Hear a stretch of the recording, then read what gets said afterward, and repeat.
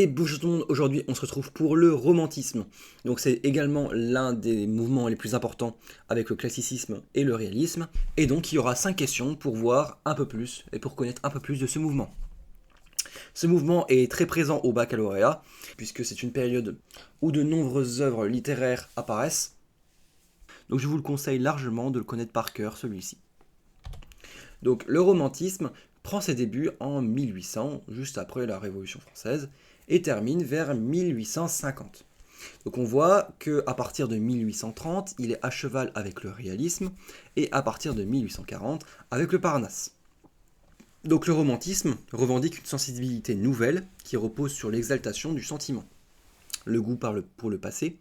Donc le but du romantisme est de libérer les genres littéraires des règles strictes fixées par la tradition, d'exprimer les sentiments et les souffrances profondes des individus, de retrouver l'harmonie du moi avec le monde à travers la communication avec la nature, notamment, et de retrouver l'harmonie du moi avec le monde à travers la communication avec la nature. Donc les thèmes essentiels du romantisme sont la solitude du moi, qui est inquiet et révolté, mélancolique et habité par la nostalgie du passé. Il y a également la nuit et ses mystères, ouvrant sur le merveilleux, ou encore le dialogue avec la nature, très présent pour le romantisme, et le pittoresque, quand on parle du Moyen-Âge. Le romantisme se retrouve notamment et surtout en roman, en autobiographie, en poésie, en nouvelles et parfois en drame.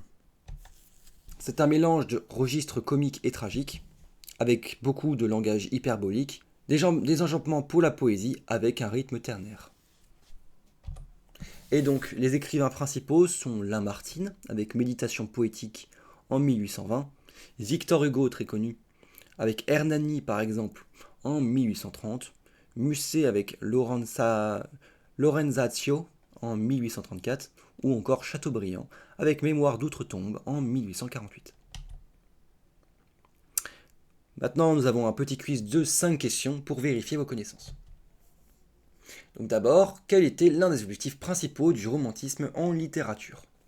Perpétuer strictement les règles et les traditions classiques, exprimer les souffrances et les sentiments profonds des individus, réduire l'importance de la nature dans l'expression artistique, ou glorifier les exploits militaires et les conquêtes politiques. Donc il s'agissait évidemment de la réponse C, exprimer les sentiments et les souffrances profondes des individus. 2. Quels genres littéraires sont associés au romantisme? La nouvelle, la biographie historique, le drame ou l'essai.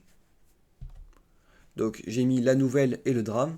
Il y avait également la biographie, sauf que je parle de biographie historique, ce qui n'a aucun rapport avec le romantisme, puisque le romantisme est parfois même fantastique, donc ça n'a pas vraiment de rapport finalement avec ce qui se passe vraiment dans le monde.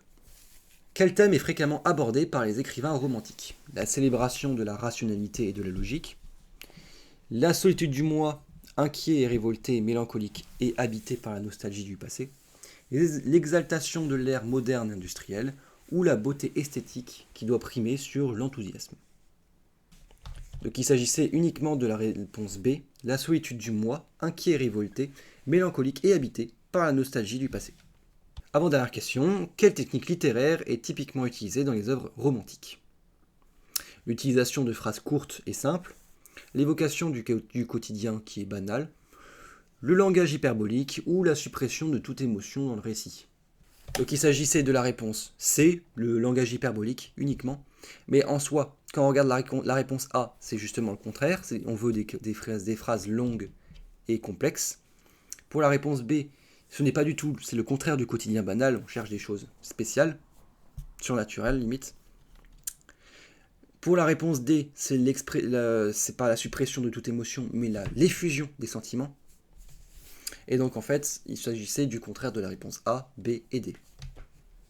Et enfin, dernière question, quel écrivain est associé au romantisme et est connu pour Méditation poétique, publiée en 1820? François-René de Chateaubriand, Victor Hugo, Alfred de Musset ou Alphonse de Lamartine. Donc il s'agissait de Alphonse de Lamartine. Merci d'avoir regardé cette vidéo. On se retrouve dans 2 semaines pour le réalisme. En attendant, prenez bien soin de vous. À la prochaine. A plus.